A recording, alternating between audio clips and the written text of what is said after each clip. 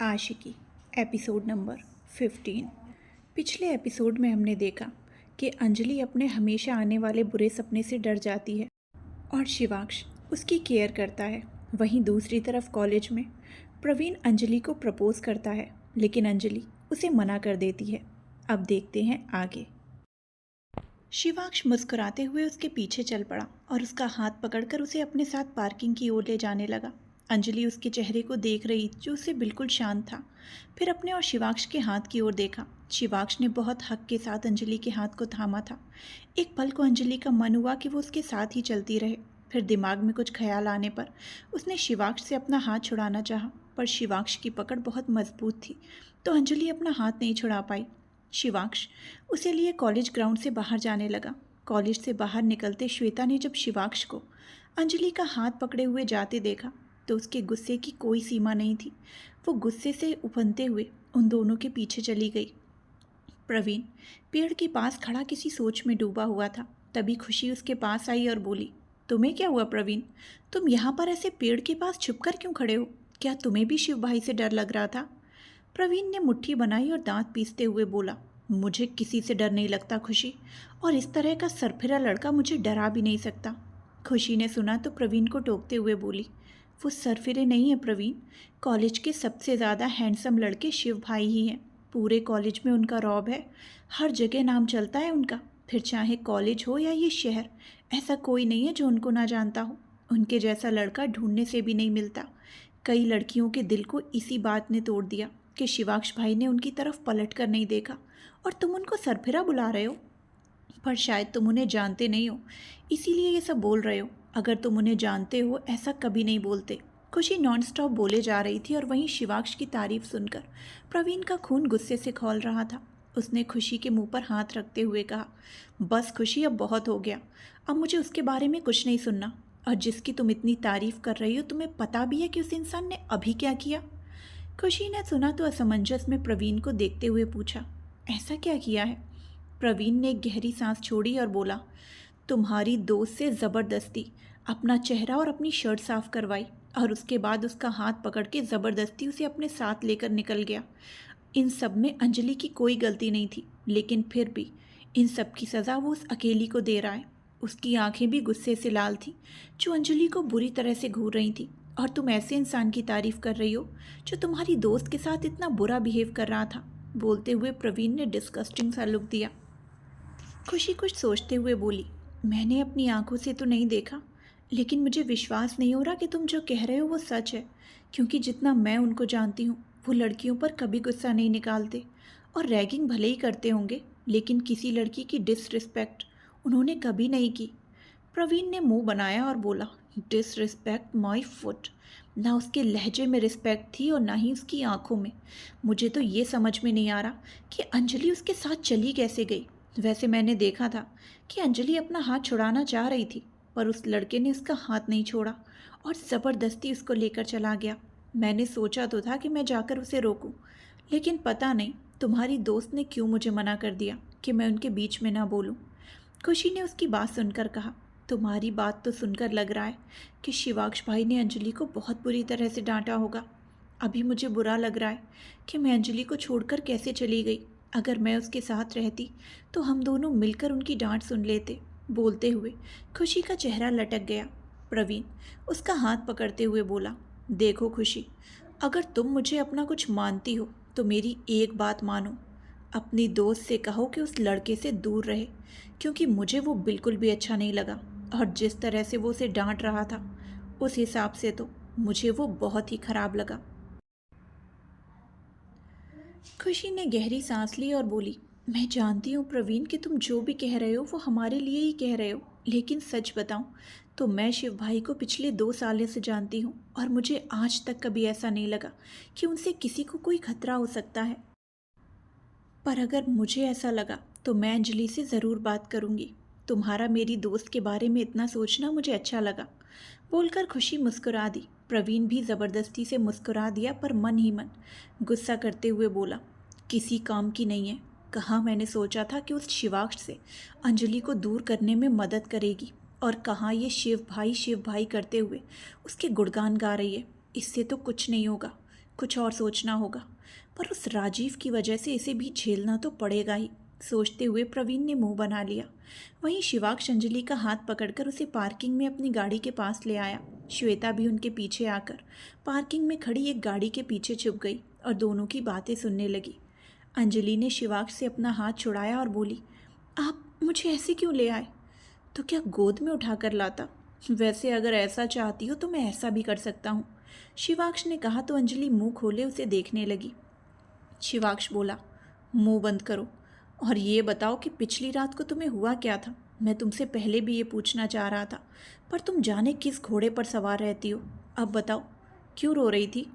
अंजलि ने सिर झुकाया और बोली, वो एक बुरा सपना आ गया था तो मैं थोड़ा डर गई थी।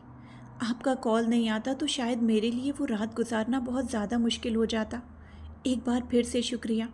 शिवाक्ष उसकी बात सुनकर आंखें छोटी करके उसे देखने लगा और बोला, हम लोगों का डटकर सामना करने वाली लड़की एक सपने के आने से कैसे डर सकती है? ऐसा भी कौन सा सपना देख लिया था तुमने? कोई भूत सपने में आया था क्या? अंजलि का चेहरा उदासी से पूरी तरह से घिर गया।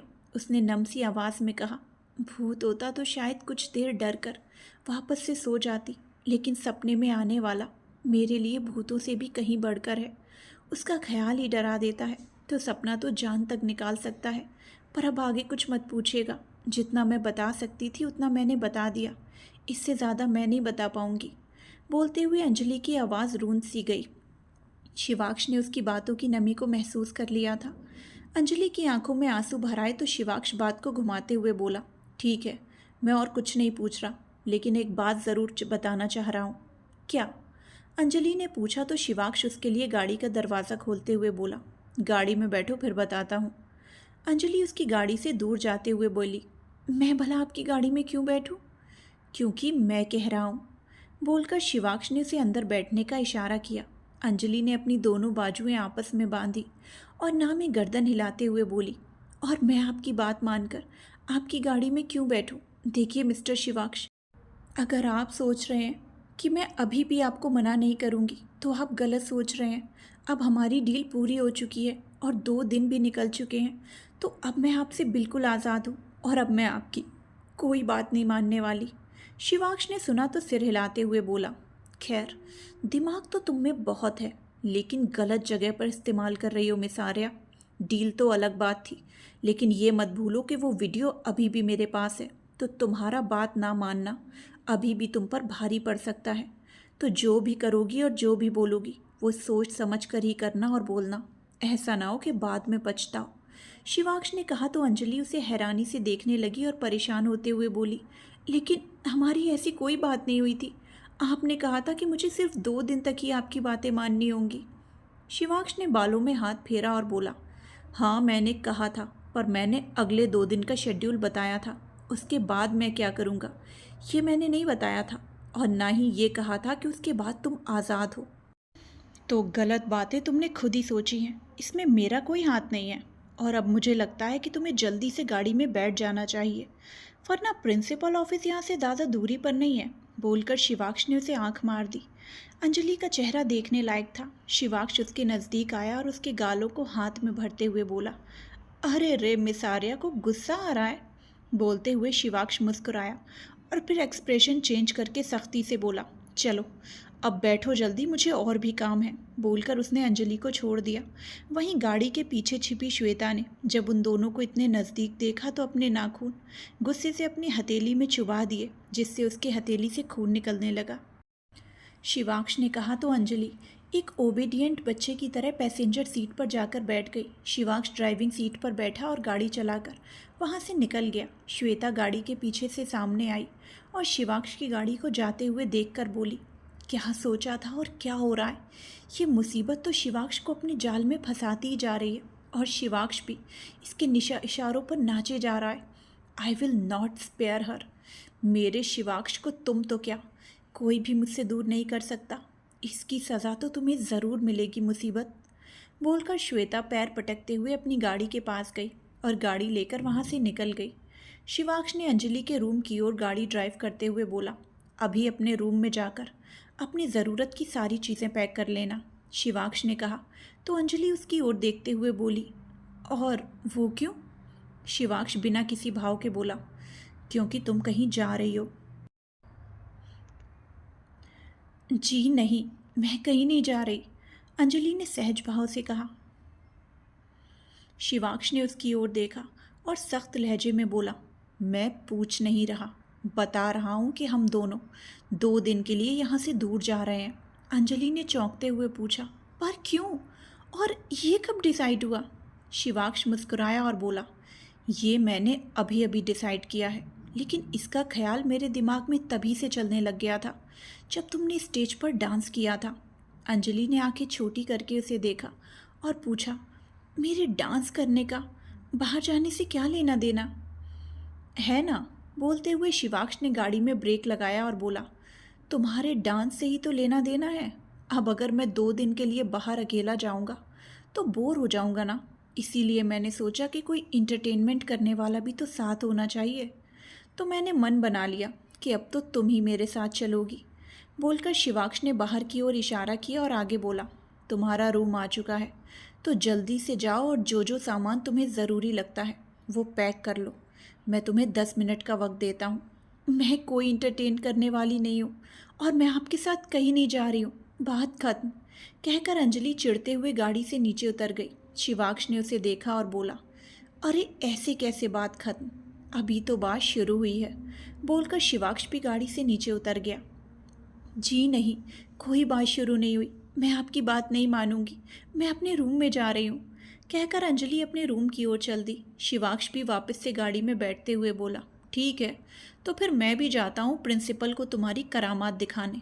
अगली सुबह मिलते हैं प्रिंसिपल ऑफिस में। और हाँ, अब की बार अच्छे से पैकिंग करना, क्योंकि इस बार सारा सामान पैक करना होगा। वैसे भी कल के बाद तुम कॉलेज में नहीं दिखने वाली, और अगर कॉलेज नहीं आओगी तो यहाँ पर रहकर भी क्या फ़ायदा। So all the very best. अब मैं चलता हूँ। बोलकर शिवाक्ष वापस से गाड़ी में बैठ गया। अंजलि ने मायूस सा चेहरा बनाया और उसे रोकते हुए बोली, नहीं रुक जाइए, मैम को मत बताइएगा, मैं अभी पैकिंग करके आती हूँ। शिवाक्ष मुस्कुराया और बोला, गो अहेड। अंजलि गुस्से से मुंह फुलाए अपने रूम के अंदर चली गई। उसने कुछ कपड़े बैग में रखे और साथ ही कुछ ज़रूरत का सामान भी ले लिया। फिर गुस्से से नाक फुलाते हुए खुद से बोली, ये राक्षस राजवंश अपने आप को समझते क्या है? कितना ब्लैकमेल किए जा रहे हैं, पर उनकी बात मानने के सिवाय और कोई ऑप्शन भी तो नहीं है। तो कहाँ फंस गई अंजलि? क्या ज़रूरत थी वो सब कुछ करने की? क्या हो जाता अगर वो लोग तुझे गलत समझते रहते? कम से कम तू इस तरह से इनकी गुलामी तो नहीं कर रही होती। बोलकर वो उदास सी बेड पर बैठ गई। बाहर से हॉर्न बजने की आवाज़ से आने लगी। अंजलि ने गुस्से से मुट्ठी बनाई और बोली, एक पल का चैन नहीं है। एक तो ज़बरदस्ती अपने साथ लेकर जा रहे हैं और ऊपर से कुछ पल चैन की सांस भी नहीं लेने दे रहे। अगर आपकी ज़िद मुझे अपने साथ ले जाने की है तो अब मैं भी ज़िद पकड़ूंगी। पूरे रास्ते आपकी नाक में दम ना किया तो फिर कहना। बोलकर उसने बैग उठाया और कमरे को लॉक करके नीचे आ गई। अंजलि अपना बैग लिए पैसेंजर सीट पर बैठ गई। शिवाक्ष बोला, बैग पीछे वाली सीट पर रख दो। अंजलि ने खिड़की से बाहर की ओर देखते हुए कहा, नहीं, मैं पीछे नहीं रखूंगी। शिवाक्ष उसकी ओर देखते हुए बोला, ऐसा क्या है इस बैग में? हीरे जवाहरात उठाकर लाई हो क्या, जब पीछे वाली सीट पर नहीं रखोगी? अंजलि ने घूर कर उसे देखते हुए कहा, मैं कोई पागल नहीं हूँ जो हीरे जवाहरात लेकर साथ घूमूंगी। तुम पागल से कम भी नहीं हो, पर अच्छा है कि नहीं लाई। चलो अब बैग पीछे रखो। बोलकर शिवाक्ष ने पीछे की सीट की ओर इशारा किया। नहीं रखूंगी। बोलकर अंजलि ने उससे मुंह फेर लिया। शिवाक्ष सिर हिलाते हुए बोला, उफ, ये नखरे। बोलकर वो गाड़ी चलाने पर ध्यान देने लगा।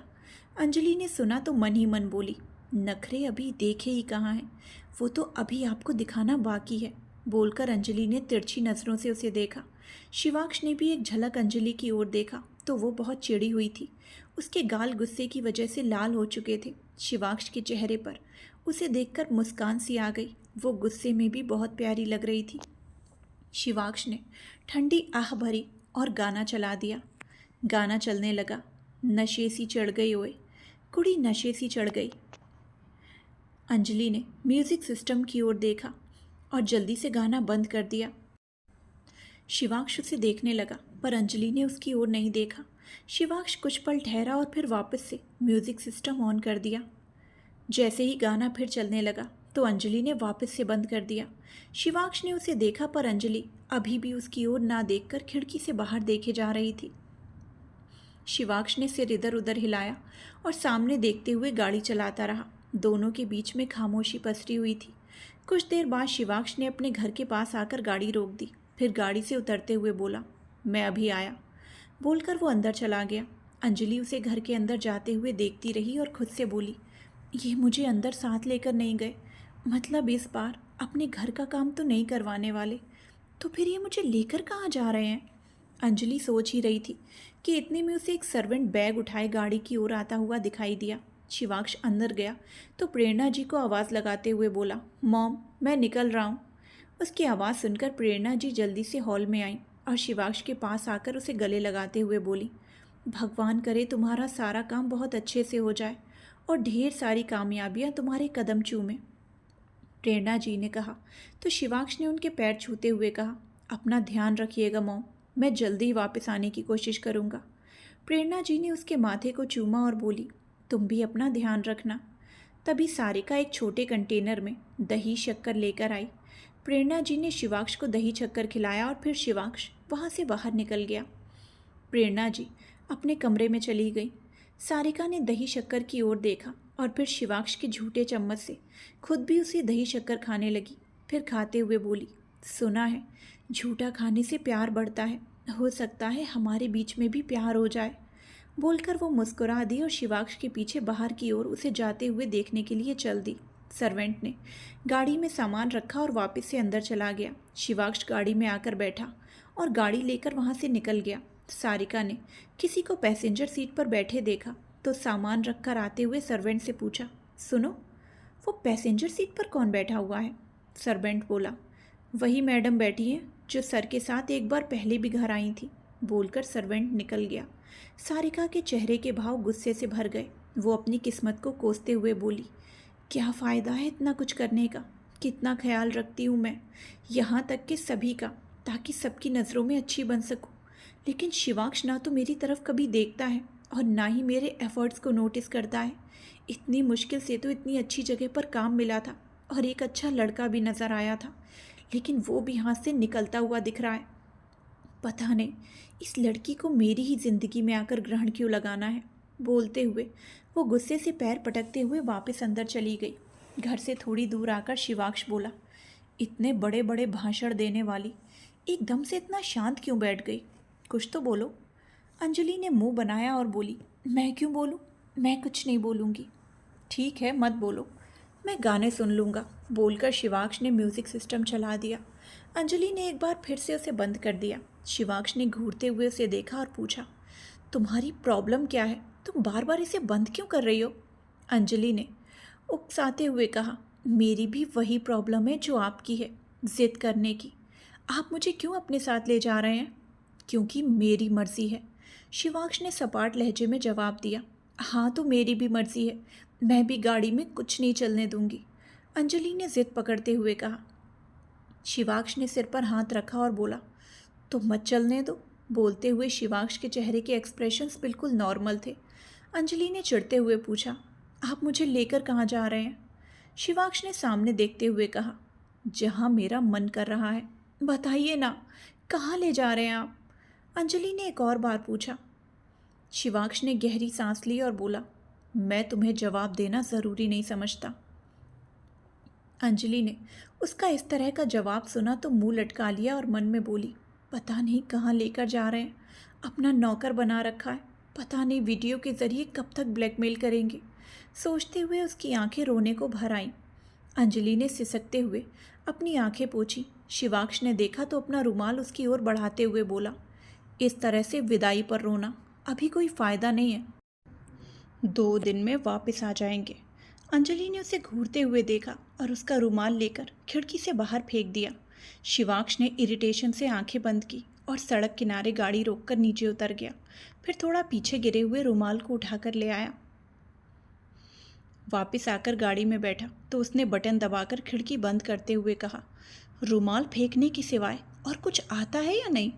अंजलि ने खिड़की को बंद होते देखा तो दोबारा से बटन दबाकर उसे खोलते हुए बोली, और आपको अपनी तानाशाही चलाने के सिवाय और कुछ आता है या नहीं?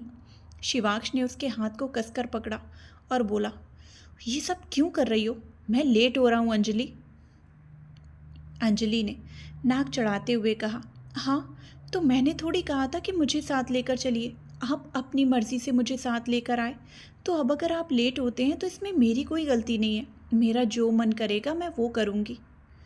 शिवाक्ष ने सिर हिलाया और बोला, अच्छा ठीक है, तो फिर अगर तुम कॉलेज से रस्टिकेट होती हो तो उसमें भी मेरी गलती नहीं होगी। अब मेरा भी जो मन होगा वो मैं करूँगा। अंजलि ने सुना तो झट से बोली, अभी तक कौन सा आप मेरे मन की कर रहे थे?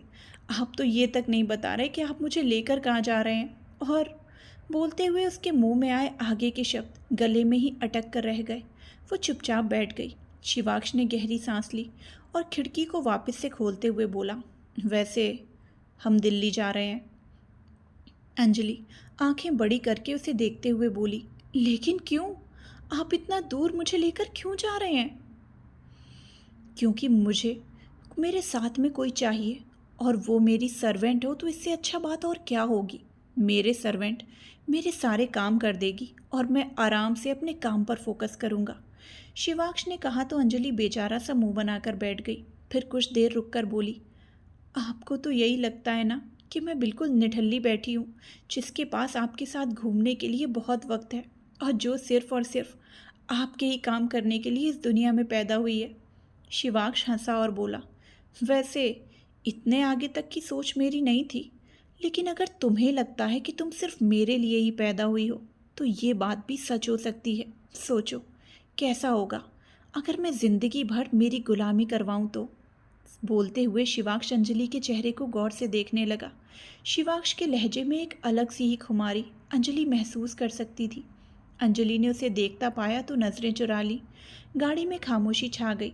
थोड़े आगे जाने के बाद अंजलि ने एक झलक शिवाक्ष को देखा और फिर दिमाग में कुछ ख्याल आने पर गाड़ी रुकवाते हुए बोली, गाड़ी रोकिए, जल्दी गाड़ी रोकिए, मेरी तबीयत खराब हो रही है। शिवाक्ष ने गाड़ी रोकी तो अंजलि जल्दी से गाड़ी से बाहर उतर गई। फिर शिवाक्ष से छुपकर हल्का सा हंस दी। अंजलि मुस्कुराते हुए ठंडी हवाओं को अपने चेहरे पर महसूस करने लगी। शिवाक्ष ने कुछ पल उसे देखा तो उसे बिल्कुल नहीं लगा कि उसकी तबीयत भी खराब हो रही होगी। उसने अपनी कमर पर हाथ रखा और खुद से बोला, मुझे नहीं लगता कि ये मुझे टाइम से पहले वहाँ पहुँचने देगी। रास्ते भर ऐसी नौटंकी करती रही तो कैसे पहुँचूँगा। बोलते हुए शिवाक्ष ने बालों में हाथ फेरा और अंजलि के पास जाकर उसे बाजू से पकड़कर अपनी ओर घुमाते हुए बोला, क्या अब तुम्हारी तबीयत खराब नहीं हो रही? अंजलि ने उसकी बाजू को पकड़े उसके हाथ को हटाते हुए कहा, हो रही है ना। बोलते हुए अंजलि ने अपने गले पर हाथ रखा और खांसते हुए बोली, बहुत तबीयत खराब हो रही है, तभी तो ठंडी हवा खा रही हूँ। अंजलि नौटंकी बंद करो और गाड़ी में बैठो। कल सुबह मेरी बहुत ज़रूरी मीटिंग है और मुझे वहाँ पहुँचकर मीटिंग की कुछ तैयारी भी करनी है। बोलकर शिवांश उसे वापस गाड़ी में बैठाने लगा तो अंजलि बोली, हाँ तो मीटिंग में आपको जाना है तो आप बैठिए और जल्दी से निकल जाइए, मुझे क्यों बैठा रहे हैं, मुझे यहीं रहना है। शिवांश ने फ्रस्ट्रेट होते हुए उसे दोनों बाजू से पकड़ा और अपने करीब करते हुए कहा, तुम्हारी प्रॉब्लम क्या है? एक बार में कभी क्यों नहीं सुनती हो?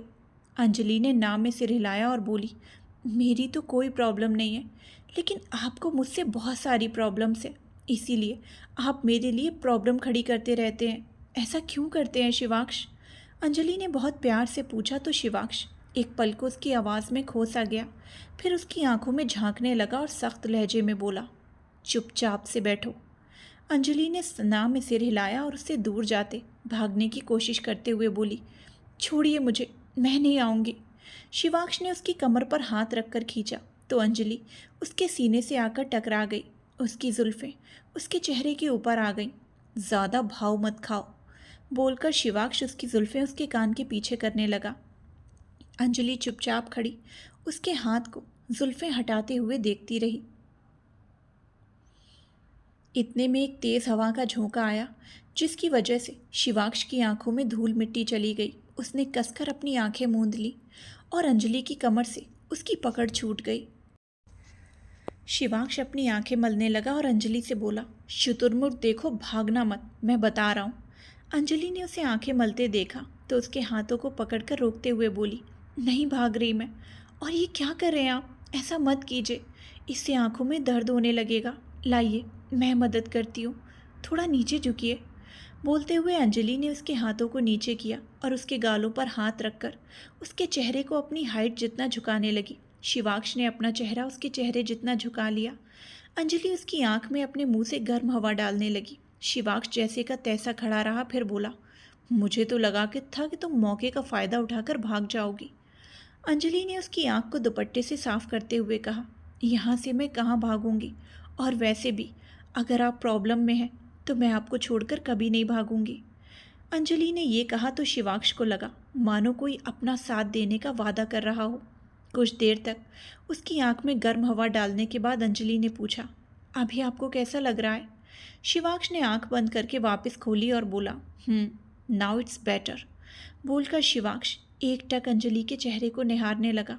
अंजलि भी उसे देखने लगी, फिर नज़रें घुमा ली। शिवाक्ष गाड़ी का दरवाज़ा खोलते हुए बोला, अब चलें। अंजलि गाड़ी में बैठ गई। शिवाक्ष ड्राइविंग सीट पर आकर बैठा और सीट बेल्ट लगाते हुए बोला, वैसे एक बात बोलना चाहता हूँ। शायद तुम्हें ये बात परेशान कर रही हो, but you are safest with me. Anjali ने उसे देखते हुए कहा, ये बात तो मुझे पहले से ही पता है। शिवाक्ष ने सुना तो उसे अच्छा लगा। उसने रेडियो चला दिया, पर अंजलि ने एक बार फिर से उसे बंद कर दिया। शिवाक्ष कुछ नहीं बोला। वो जानता था कि अंजलि अभी भी उससे बहुत चिढ़ी हुई है। अंजलि खिड़की से बाहर देखने लगी। रास्ते में आते पेड़ों को गुजरता देख एक अलग सा ही सुकून मिल रहा था। शिवाक्ष बीच बीच में उसकी ओर देखता रहता तो हर बार उसने अंजलि को बाहर ही देखता पाया, लेकिन जैसे ही वो गाना चलाने लगता तो अंजलि झट से उसे बंद कर देती। शिवाक्ष को अंजलि की बच्चों वाली हरकत देखकर हंसी आ रही थी, पर अब उसे इरिटेशन नहीं हो रही थी और अंजलि का साथ अच्छा लग रहा था। कुछ बोलोगी? ऐसे शांत। शिवाक्ष बोल ही रहा था कि इतने में एक्साइटमेंट के साथ कहा, बुढ़ी के बाल। व्हाट? कहते हुए शिवाक्ष असमंजस में उसे देखने लगा। अंजलि ने उसकी ओर देखा और फिर वापस से मुंह बनाते हुए बोली, नहीं कुछ नहीं, आपके मतलब की चीज़ नहीं है। शिवाक्ष ने उसे घूरा और फिर सामने देखने लगा। सड़क किनारे एक आदमी कैंडी फ्लॉस बेच रहा था। शिवाक्ष ने एक झलक अंजलि को देखा तो वो उस आदमी की ओर ही देखे जा रही थी। शिवाक्ष ने आवाज़ देकर उस आदमी को अपने पास बुला लिया। आदमी उनके पास आया तो शिवाक्ष ने अंजलि की तरफ देखते हुए पूछा, कौन सी वाली खाओगी? अंजलि ने मुंह बनाते हुए कहा, आपसे किसने कहा कि मुझे ये खानी है? मुझे नहीं खानी। आपको खानी है तो आप ले लीजिए।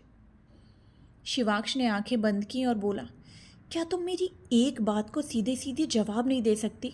अंजलि ने कुछ सोचा और फिर बोली, आपके सवाल सीधे कब से होने लगे? शिवाक्ष ने गहरी सांस ली और उस आदमी से सारे फ्लेवर्स की एक एक कैंडी ले ली। आदमी के चेहरे पर बड़ी सी मुस्कान आ गई। उसने शिवाक्ष को 6 कैंडीज पकड़ाई और वहाँ से चला गया। शिवाक्ष ने एक कैंडी का पैकेट अंजलि की ओर बढ़ा दिया। अंजलि ने कुछ पल उसे घूरा और फिर बोली, आप खा लीजिए, मुझे नहीं खानी है। शिवाक्ष ने पैकेट खोलते हुए कहा, मैं नहीं खाता। अंजलि ने आंखें छोटी करके उसे देखा और बोली, अगर आप नहीं खाते तो आपने इतनी सारी क्यों ली? शिवाक्ष सरकाज़्म से बोला, वो इसलिए ताकि मैं इन्हें अपनी गाड़ी में सजा सकूं। बहुत अच्छी हैं देखने में। बोलते हुए शिवाक्ष अंजलि को ही देख रहा था कि इतने में सामने से तेज़ रफ्तार से ट्रक आ गया। शिवाक्ष अंजलि को ही देखे जा रहा था और अंजलि भी उसकी ओर ही देख रही थी। जैसे ही दोनों ने ट्रक का हॉर्न सुना तो सामने देखने लगे। ट्रक बहुत रफ्तार से आ रहा था। शिवाक्ष ने जल्दी से स्टीयरिंग घुमा दिया। अंजलि ने आंखें मूंद ली। शिवाक्ष जल्दी से गाड़ी सड़क के एक तरफ करने लगा। गाड़ी स्केट हुई और गाड़ी का एक टायर पंचर हो गया। ट्रक वहाँ से गुजर गया। शिवाक्ष ने अपने माथे पर हाथ रखा और बोला, लगता है आज का दिन ही खराब है। बोलकर वो गाड़ी से नीचे उतरा और टायर को देखने लगा। अंजलि भी गाड़ी से उतर गई। उसने मुस्कुराते हुए गाड़ी के टायर को देखा और बोली, आज का दिन कितना अच्छा है ना। भोलेनाथ आज मेरे ही सपोर्ट में खड़े हैं। बोलते हुए अंजलि के चेहरे पर मुस्कान और भी बड़ी हो गई। शिवाक्ष कमर पर हाथ रख उसे गुस्से से घूरने लगा और उसकी ओर कदम बढ़ाते हुए बोला, तुम्हें गाड़ी का टायर पंचर होना अच्छी बात लग रही है? बुरे काम का बुरा नतीजा होता है। आप मुझे ज़बरदस्ती साथ ले जा रहे हैं तो भगवान आपको भी समय से नहीं पहुंचने देंगे। शिवाक्ष ने सुना तो गुस्से से दांत पीसते हुए बोला, मेरा गुस्सा झेलने यहाँ पर भगवान नहीं आएंगे, वो तुम पर ही बरसेगा। अंजलि ने सुना तो मुंह बना लिया। शिवाक्ष ने डिग्गी खोली तो उसके अंदर कोई एक्स्ट्रा टायर नहीं था। उसने फ़ोन निकाला और पास की मैकेनिक शॉप से मैकेनिक बुलवा लिया। अंजलि ने गाड़ी के अंदर से कैंडी फ्लॉस का पैकेट निकाला और खाते हुए बोली, अब आया ना मज़ा, अब तो कुछ मीठा हो जाना चाहिए। बोलते हुए अंजलि खाने लगी तो नज़र सामने की सड़क पर पड़ी जो बैगनी फूलों से ढकी हुई थी और हवा के चलने से पेड़ों से फूल भी गिरे जा रहे थे। अंजलि मुस्कुराते हुए सामने देखने लगी और फिर उन फूलों की ओर चली गई। शिवाक्ष ने उसे आगे जाते देखा तो वो भी उसके पीछे चल दिया। अंजलि उन फूलों के नीचे खड़ी होकर उन्हें अपने ऊपर गिरता हुआ महसूस करने लगी। शिवाक्ष जेब में हाथ डाले उसे देखता रहा। दूसरी ओर आकाश पूरे कॉलेज में अंजलि को ढूंढ चुका था, लेकिन वो उसे कहीं नहीं दिखाई दी। वहीं खुशी का भी उसे कुछ अता पता नहीं था। आखिर में जब उसे वो दोनों ही नहीं मिली तो आकाश अपने घर को निकल गया। शाम का वक्त प्रवीण खुशी के साथ एक 5 स्टार होटल में वीआईपी टेबल बुक करके बैठा हुआ था। शाम का वक्त था तो चारों तरफ लाइट्स चली थी। प्रवीण और खुशी की टेबल पर एक रेड वेलवेट केक रखा था और वहीं प्रवीण के हाथ में गुलाब का फूल था। प्रवीण अपनी चेयर से उठा और खुशी का हाथ पकड़कर उसे खड़ा कर दिया। फिर घुटनों के बल बैठते हुए गुलाब को खुशी की ओर करके बोला, खुशी, मुझे तुम अच्छी लगती हो। जब से तुम्हें पहली नज़र में देखा तुम मुझे तभी से भाग गई। मैं नहीं चाहता कि मैं तुम्हें ये बात बताने में और ज़्यादा देरी करूं, इसीलिए मैंने आज ही तुमसे ये बात कह दी। क्या अब तुम भी मुझे पसंद करती हो? खुशी ने सुना तो उसकी खुशी का कोई ठिकाना नहीं था। उसके चेहरे पर हल्का ब्लश आ गया। उसने प्रवीण के हाथ से फूल लिया और बोली, मुझे उम्मीद नहीं थी प्रवीण कि तुम भी मुझे पसंद करते हो। सच बताऊं तो जब मैं भी तुम्हें पहली बार देखा तो तुम भी मुझे तभी से पसंद आ गए थे और मैं भी तुमसे ये कहना चाहती थी, लेकिन आज तुम्हारी और भाई की लड़ाई हो गई तो हमारी बातें अधूरी ही रह गईं। प्रवीण ने राजीव का जिक्र सुना तो उसके चेहरे पर गुस्सा भर आया। उसने गुस्सा छुपाते हुए कहा, देखो खुशी, मेरी और तुम्हारे भाई की कोई दुश्मनी नहीं है और मैं अब इस बात को और आगे बढ़ाना भी नहीं चाहता। उम्मीद है कि तुम्हारा भाई भी इस बात को समझेगा और आज के बाद मुझसे उलझने नहीं आएगा। खुशी झट से बोली, वो अब से तुम्हें परेशान नहीं करेंगे प्रवीण। ऐसी छोटी मोटी लड़ाइयाँ तो होती रहती हैं, लेकिन आज के बाद वो भी नहीं होंगी और इस बात की गारंटी मैं देती हूँ। बोलकर खुशी ने उसके हाथ से गुलाब ले लिया। प्रवीण मुस्कुरा उठा। खुशी ने उसका हाथ पकड़ा और उसके खड़े होते ही खुशी ने उसे हक कर लिया। प्रवीण ने उसकी पीठ पर हाथ रखा और एक डिस्गस्टिंग का लुक चेहरे पर लाते हुए मन में बोला, तुम बस उस राजीव से बदला लेने का एक जरिया और खुशी, और तुम्हें इस्तेमाल करना भी आसान होगा। एक इमोशनल फूल जो अपने भाई को छोड़कर एक नए दोस्त का साथ देने चली आई।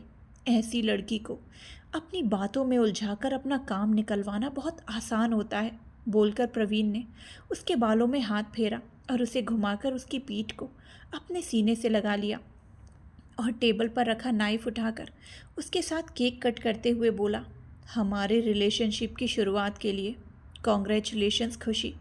खुशी मुस्कुरा दी। प्रवीण ने उसे केक खिलाया और उसके होंठों पर होंठ रखकर उसे किस करने लगा। खुशी उसके इस एक्शन से बिल्कुल हैरान सी रह गई। उसने कोई रिस्पॉन्स नहीं दिया, लेकिन प्रवीण किस करता रहा। उनकी टेबल के आसपास ज़्यादा लोग तो नहीं बैठे थे, लेकिन कुछ लोग बैठे थे और वो उनकी ओर ही देख रहे थे। खुशी ने महसूस किया कि सबकी नज़रें उन्हें ही देख रही हैं, तो उसने प्रवीण को खुद से दूर करते हुए कहा, Praveen, what are you doing? Praveen ने अनजान बनते हुए पूछा, मैं क्या कर रहा हूँ खुशी? मैं तो बस तुम्हें किस किया और आज से हम रिलेशनशिप में आए हैं तो एक किस तो बनती है ना। खुशी उसके जवाब में कुछ नहीं बोली। उसे लग रहा था कि ये जो कुछ हुआ वो गलत था, लेकिन प्रवीण का इतना नॉर्मल रिएक्शन देखकर उसे समझ में नहीं आ रहा था कि वो अब क्या कहे। खुशी ने कुछ नहीं कहा और नज़रें झुका ली। प्रवीण तिरछा मुस्कुराया और खुशी के लिए चेयर पीछे खींचते हुए बोला, बैठो खुशी, खाना खाते हैं। खुशी चेयर पर बैठ गई तो प्रवीण भी उसके सामने जाकर बैठ गया और खाना ऑर्डर कर दिया। खुशी कहीं खोई हुई सी बैठी हुई थी। प्रवीण ने उसका हाथ अपने हाथ में लिया और बोला, कहाँ खो गई खुशी? उसका हाथ पकड़ने से खुशी होश में आई और बोली, नहीं कहीं नहीं प्रवीण, बस यूं ही कुछ सोचने लग गई थी। बोलते हुए खुशी की ज़ुबान लड़खड़ा सी गई। वो इस वक्त काफ़ी नर्वस फील कर रही थी। उसे समझ में नहीं आया कि उसे इस तरह की फीलिंग क्यों होने लगी थी। वो अपनी मर्ज़ी से प्रवीण के साथ आई थी, लेकिन अभी उसे महसूस हो रहा था जैसे उसका यहाँ पर मन ही ना लग रहा हो। प्रवीण ने उसकी उंगलियों में अपनी उंगलियां फंसाईं और बोला, देखो खुशी, मेरा और तुम्हारा रिलेशन नया नया है और मैंने सुना है कि अगर इसके बारे में लोगों को पता चले तो रिलेशन अच्छा नहीं चलता, और मैं नहीं चाहता कि हमारे रिश्ते में कोई भी प्रॉब्लम आए। तो मैं चाहता हूँ कि तुम हमारे रिलेशन के बारे में किसी से भी कुछ ना कहो, ना अपने भाई से और ना ही अपनी दोस्त से। प्रवीण की बात सुनकर खुशी सोच में पड़ गई और फिर कुछ सेकंड्स रुक कर बोली, लेकिन मेरा भाई और मेरे दोस्त हमारे रिश्ते में कोई प्रॉब्लम नहीं लाएंगे प्रवीण। अपने लोगों को अपने रिश्ते के बारे में बताने से कोई प्रॉब्लम नहीं होती। प्रवीण ने सुना तो उसके चेहरे के भाव थोड़े गुस्से भरे हो गए। उसने सख्त लहजे में कहा, मैं तो सिर्फ हमारे रिश्ते को ज़्यादा समय तक चलने के लिए ऐसा कह रहा था खुशी। अगर तुम मेरी बात नहीं मानना चाहती तो मैं तुम्हें फोर्स नहीं करूँगा। तुम जिसको बताना चाहो उसे बता सकती हो। बोलते हुए प्रवीण ने उसके हाथ से अपना हाथ हटा लिया। खुशी ने देखा कि प्रवीण नाराज़ होने लगा है, तो वो उसके हाथ पर अपना हाथ दोबारा से रखते हुए बोली, मैं तुम्हारे अगेंस्ट नहीं जा रही प्रवीण। अगर तुम चाहते हो कि हमारा रिलेशन सबसे छुपा रहे तो मैं इस बारे में किसी को नहीं बताऊंगी। बोलकर खुशी फीका सा मुस्कुरा दी। प्रवीण मुस्कुराया और बोला, मुझे पता था खुशी कि तुम भी मेरी ही तरह हमारे रिश्ते को काफ़ी समय तक चलाना चाहोगी। I love you so much. बोलकर प्रवीण ने उसके हाथ को चूम लिया। खुशी को अनकंफर्टेबल फील हुआ, लेकिन उसने कुछ नहीं कहा। दोनों ने खाना खाया और प्रवीण ने उसे उसके घर छोड़ दिया। उसके घर के बाहर खुशी जब प्रवीण की कार से उतरी तो उसे बाय करके अंदर चली गई। प्रवीण ने आंखों पर चश्मा चढ़ाया और वहां से निकल गया। खुशी ने अपना फ़ोन देखा तो आकाश के कई सारे कॉल्स उसके फ़ोन पर आए थे। खुशी ने आकाश को कॉल बैक किया तो आकाश ने 2 से 3 रिंग जाने के बाद ही कॉल उठा लिया। खुशी बोली, हेलो आकाश, तुमने फ़ोन किया था क्या? आकाश ने शिकायत से भरकर कहा, हाँ किया तो था खुशी, लेकिन तुमने एक कॉल का भी जवाब नहीं दिया। बोलते हुए आकाश ने थोड़ी फिक्र करते हुए पूछा, तुम ठीक तो हो ना? कोई प्रॉब्लम तो नहीं है ना? खुशी हल्का सा हंसी और बोली, अरे नहीं आकाश, ऐसा कुछ भी नहीं है। मुझे क्या प्रॉब्लम होगी? वो तो मैं प्रवीण के साथ डिनर पर चली गई थी तो तुम्हारे कॉल का जवाब नहीं दे पाई। ओह अच्छा। बोलते हुए आकाश की आवाज़ में उदासी भर आई। उसने फ़ोन रखते हुए कहा, ठीक है खुशी, फिर अब तुम भी आराम करो और मैं भी सोने जाता हूँ। रात काफ़ी हो चुकी है। Good night. बोलकर आकाश ने जल्दी से फ़ोन काट दिया। खुशी उसी तरह फ़ोन पकड़े हुए खड़ी रही। ये क्या, अब इतनी जल्दी फ़ोन काट भी दिया। बोलते हुए खुशी भी उदास सी हो गई। फिर फ़ोन पर आकाश के नंबर को देखते हुए बोली, मैं कुछ देर और बात करना चाहती थी आकाश, लेकिन तुमने तो फ़ोन ही काट दिया। पर कोई बात नहीं, कल बात कर लेंगे। कहकर खुशी घर के अंदर चली गई। वहीं आकाश ने जब फ़ोन रखा तो वो बहुत उदास सा था। वो ज़बरदस्ती चेहरे पर मुस्कान लाते हुए बोला, अच्छी बात है ना, खुशी अपने नए दोस्तों के साथ अच्छा वक्त बिता रही है। तुझे क्यों बुरा लग रहा है आकाश? तो खुशी की खुशी में खुश रहना, इसमें उदास क्या होना? तुझे पता तो है कि खुशी प्रवीण को पसंद करती है, तो अगर वो उसके साथ चली भी गई तो इसमें कौन सी बड़ी बात हो गई? तू इस बारे में मत सोच। बोलकर आकाश ने अपने फ़ोन को देखा और फिर बोला, पर पता नहीं क्यों कुछ अच्छा नहीं लग रहा। थोड़ी देर अंजलि से बात कर लेता हूँ, फिर अच्छा लगेगा। बोलकर आकाश ने फ़ोन उठाया और अंजलि को कॉल मिला दिया। दूसरी ओर अंजलि फूलों के नीचे खड़ी होकर उन्हें अपने ऊपर गिरता हुआ महसूस कर रही थी। शिवाक्ष उसके बिल्कुल करीब जाकर खड़ा हो गया। अंजलि ने एक तितली को पास में उड़ते देखा और उसे अपने हाथ पर बिठाने के लिए अपना हाथ आगे कर दिया, लेकिन तितली उसके हाथ पर बैठ ही नहीं रही थी।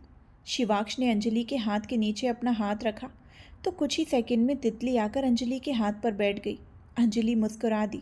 उसने पलटकर पीछे देखा तो अपने चेहरे की मुस्कान को छुपा लिया। अंजलि ने अपने हाथ को देखा और तितली को फूंक मारकर उड़ा दिया, फिर वहां से जाने लगी तो शिवाक्ष ने उसे अपनी ओर खींचकर बाहों में भर लिया और अपने चेहरे को उसके चेहरे के करीब करते हुए बोला, क्यों इतना गुस्सा दिखा रही हो मुझ पर? इस गुस्से के काबिल कोई काम नहीं किया है मैंने।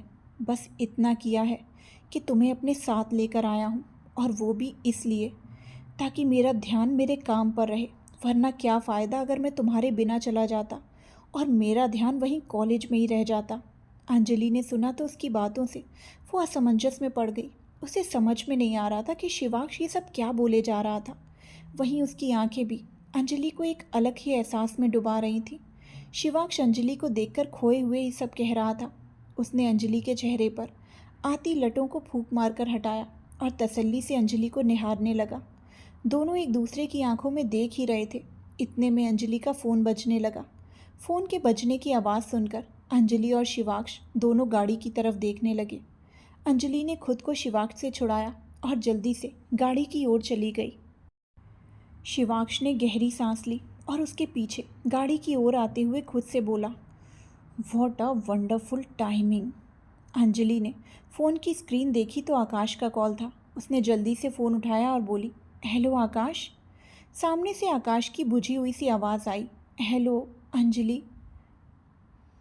अंजलि ने उसकी आवाज़ में उदासी महसूस की तो बोली, क्या हुआ आकाश, इतने उदास क्यों हो, कोई प्रॉब्लम है क्या? प्रॉब्लम तो मेरी मैं ही हूँ अंजलि। पता नहीं क्यों खुद को इतनी बार समझाने के बाद भी एक ही बात को पकड़ कर बैठ जाता हूँ। हालांकि मुझे पता है कि खुशी प्रवीण को पसंद करती है, लेकिन फिर भी उसके प्रवीण के साथ डिनर पर जाने की बात सुनकर मुझे अच्छा नहीं लग रहा। मैं चाहकर भी कुछ और नहीं सोच पा रहा हूँ। बोलकर आकाश चुप हुआ तो अंजलि बोली, आकाश मैं समझ सकती हूँ कि तुम कैसा फील कर रहे हो, लेकिन किसी और की ज़िंदगी को हम कंट्रोल नहीं कर सकते। तुम्हें अपना ध्यान किसी और काम में लगाना चाहिए, जैसे कि जो काम तुम्हें सबसे ज़्यादा पसंद हो, या फिर तुम मेडिटेशन भी कर सकते हो। जो बुरा हो रहा है उसके बारे में मत सोचो, जो अच्छा हुआ है उसके बारे में सोचो और अपना मन हल्का करो। आकाश ने गहरी सांस ली और बोला, मेरी मेडिटेशन तो तुमसे बात करना था अंजलि। अब तुमसे बात हो गई तो थोड़ा अच्छा लग रहा है। अब मैं किसी और चीज़ के बारे में सोचता हूँ जिससे इस बात पर ध्यान ना अटका रहे। Okay, good night angel. Anjali मुस्कुराई और बोली, गुड नाइट आकाश। कहकर उसने फ़ोन रख दिया। अंजलि ने फ़ोन रखा ही था कि उसी वक्त एक गाड़ी वहाँ पर आकर रुकी। एक आदमी उसमें से बाहर निकला जिसने नीले रंग की ड्रेस पहनी हुई थी। आदमी ने अपनी गाड़ी के अंदर से एक टायर निकाला और पंचर टायर से बदलने लगा। कुछ ही देर में वो टायर बदलकर वहाँ से चला गया। बाहर रात हो चुकी थी, लेकिन चांद की रोशनी में थोड़ा बहुत दिखाई दे रहा था। शिवाक्ष और अंजलि गाड़ी में बैठ गए। शिवाक्ष ने रेडियो चलाया तो अंजलि ने झट से उसे बंद कर दिया। शिवाक्ष चिढ़ते हुए बोला, तुमने मुझे परेशान करने की कसम खाई है क्या? क्यों ये सब कर रही हो? मत करो। बोलकर शिवाक्ष ने फिर से रेडियो चालू कर दिया और अंजलि ने फिर से बंद करने में बिल्कुल भी देर नहीं लगाई। Anjali, don't irritate me. अब अगर तुमने ऑफ किया ना तो, बोलकर शिवाक्ष उसे घूरने लगा। तो क्या? बोलते हुए अंजलि भी उसे देखने लगी। शिवाक्ष ने फिर से रेडियो ऑन किया और आंखें दिखाते हुए बोला, तुम बंद करके बताओ। तो का मतलब मैं फिर तुम्हें बताऊंगा। अंजलि ने एक बार फिर से रेडियो बंद कर दिया। शिवाक्ष मुंह खोले उसे देखता रहा। उसे लगा था कि इस बार अंजलि डरकर बंद नहीं करेगी, लेकिन उसने बंद कर दिया था। शिवाक्ष उसकी ओर बढ़ने लगा तो अंजलि जल्दी से दरवाज़ा खोलकर बाहर निकल गई। शिवाक्ष भी गाड़ी से उतर गया। अंजलि गाड़ी के इर्द गिर्द घूमते हुए बोली, अब बताइए, तो का मतलब? आप क्यों नहीं बता रहे? बताइए ना। बोलकर अंजलि उसे चिढ़ाने लगी। शिवाक्ष उसे पकड़ने की कोशिश करते हुए गाड़ी के इर्द गिर्द घूमते हुए बोला, बताऊंगा, पर तुम एक बार हाथ तो आ जाओ। अंजलि हंसते हुए बोली, और वो तो होने से रहा, आप मुझे नहीं पकड़ सकते। बोलकर अंजलि ने दांत दिखा दिए। शिवाक्ष गाड़ी के इर्द गिर्द भागने लगा तो अंजलि गाड़ी से हटकर दूर भागने लगी। शिवाक्ष गाड़ी से टिककर खड़ा होते हुए बोला, जाओ जाओ, दूर जाओ। आसपास के जंगल में अच्छे खासे जानवर रहते हैं, उनके पास जाओ, वो तुम्हें ज़रूर पकड़ लेंगे। शिवाक्ष ने कहा तो अंजलि रुक गई और बोली, साफ साफ कहिए ना कि आप में हिम्मत नहीं है मुझे पकड़ने की। आप अपनी हार के लिए जानवरों को बीच में क्यों ला रहे हैं? शिवाक्ष बोला, ओह रियली? तुम्हें सच में लगता है कि मैं तुमसे हार जाऊंगा? अगर तुम्हें ऐसा लगता भी है तो भी ये बिल्कुल गलत है। दरअसल बात यह है कि मैं तुम्हारे पीछे भागकर अपना टाइम बर्बाद नहीं करना चाहता। मुझे वक्त से मीटिंग के लिए दिल्ली पहुंचना है और इसीलिए मैं तुम्हारे पीछे भागकर अपनी एनर्जी भी बर्बाद नहीं करना चाहता। तो अगर तुम्हें भागना है तो तुम भागो, मैं तो चला। बोलकर शिवाक्ष ड्राइविंग सीट की ओर जाने लगा। अंजलि धीमे कदमों से चलकर गाड़ी की ओर आ गई। उसे अपने नज़दीक आते देख शिवाक्ष उसे पकड़ने के लिए उसकी ओर पलटा। शिवाक्ष उसे पकड़ पाता उससे पहले ही वो गाड़ी की चाबी निकालकर वहाँ से भाग गई। सब कुछ इतना जल्दी हुआ कि शिवाक्ष को समझने का मौका ही नहीं मिला। शिवाक्ष ने गाड़ी के अंदर देखा तो चाबी वहाँ नहीं थी। फिर उसने अंजलि की ओर देखा तो अंजलि ने उसे चाबी हिलाकर दिखा दी। शिवाक्ष ने गाड़ी पर हाथ मारा और बोला, ओह शिट। अंजलि उसे अंगूठा दिखाते हुए बोली, अब आप यहाँ से जाकर दिखाइए। शिवाक्ष उसकी ओर बढ़ते हुए बोला, देखो अंजलि, रात हो चुकी है, इधर वापस आओ, ऐसे भागना सेफ नहीं है। अंजलि ना में सिर हिलाते हुए बोली, नहीं नहीं नहीं, आप मुझे तो का मतलब बता रहे थे ना, तो अब क्यों नहीं बता रहे, बताइए ना। शिवाक्ष ने अपने माथे पर आते बालों को साइड किया और बोला, तुम नहीं मानोगी ना। अंजलि ने ना में सिर हिला दिया। अभी बताता हूँ तुम्हें तो का मतलब, बोलकर शिवाक्ष उसके पीछे भागने लगा। अंजलि ने उसे अपनी ओर आते देखा तो जल्दी से आगे भाग गई। कुछ आगे भागने के बाद शिवाक्ष बोला, शुतुरमुर्ग, पास का जंगली जानवरों से भरा हुआ जंगल है, कच्चा खा जाएंगे तुम्हें। अंजलि ने पीछे मुड़ते हुए कहा, वो आपके जितने राक्षस नहीं होंगे, मैं उन सबसे दोस्ती कर लूँगी। और आप ऐसा क्यों नहीं कहते कि आप हार मान चुके हैं, मुझे डराना बंद कीजिए। बोलकर वो सामने देखते हुए भागने लगी। शिवाक्ष अपनी जगह पर रुक गया और सड़क के एक तरफ के जंगल को देखने लगा। भागते भागते अंजलि को अब शिवाक्ष के पीछे होने का एहसास नहीं हुआ तो वो भी रुक गई। उसने पलट कर देखा तो शिवाक्ष अब उसके पीछे नहीं था। उसने आसपास झांकते हुए देखा लेकिन उसे शिवाक्ष कहीं नहीं दिखाई दिया। सुनसान सड़क पर अपने आप को अकेला खड़ा पाकर अंजलि थोड़ा सा घबरा गई। उसने वापस पीछे की ओर हटते हुए कहा, शिवाक्ष, आप यहीं कहीं छुप गए हैं ना।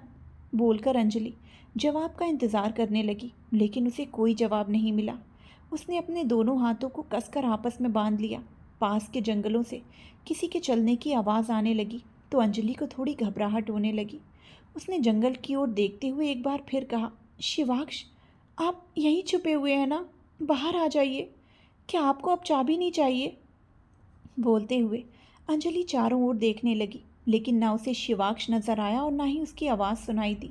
अंजलि खुद से मन में बोली, मुझे नहीं लगता कि वो मुझे ऐसे छोड़कर यहाँ से जाएंगे, पर यहाँ तो वो कहीं नहीं दिख रहे, अब मैं क्या करूँ। बोलते हुए अंजलि ने अपनी मुट्ठी में पकड़ी हुई चाबी की ओर देखा। रात के अंधेरे में पसरे हुए सन्नाटे में उसे जंगलों से जानवरों की आवाज़ सुनाई देने लगी।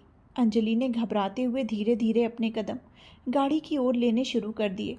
तभी किसी ने पीछे से उसके कंधे पर हाथ रख दिया। अंजलि पीछे पलटी तो सामने शिवाक्ष खड़ा था। अंजलि जल्दी से उससे दूर भागने लगी लेकिन इससे पहले कि वो भाग पाती, शिवाक्ष ने उसे पकड़ लिया और बाहों में भर लिया। अंजलि ने छूटना चाहा लेकिन अब शिवाक्ष की मजबूत पकड़ के आगे उसकी सारी कोशिशें बिल्कुल बेकार थीं। अंजलि ने मायूस सा चेहरा बनाकर कहा, यह चीटिंग है, आपने धोखे से मुझे पकड़ा। अरे रे, इसमें मैंने चीटिंग कहाँ की, तुम खुद एक जगह पर रुक गई थी। अब अगर तुम यहाँ से आगे नहीं भाग पाई तो इसमें मेरी क्या गलती। डर कर रुको तुम, और चीटिंग की है शिवाक्ष ने। बोलते हुए शिवाक्ष ने उसके हाथ से झट से चाबी ले ली और उसका हाथ पकड़कर गाड़ी की ओर ले जाते हुए बोला, बहुत हो गई तुम्हारी शरारतें, अब चुपचाप से चलो यहाँ से। अंजलि अपना हाथ छुड़ाने की कोशिश करने लगी लेकिन नहीं छुड़ा पाई तो जल्दी से सड़क पर ही बैठ गई। उसके नीचे बैठने से शिवाक्ष रुक गया और अंजलि को घूरते हुए बोला, शायद तुम भूल गई हो कि मैं क्या कर सकता हूँ। तुम्हारी चाबी चुराने वाली पूरी वीडियो है मेरे पास।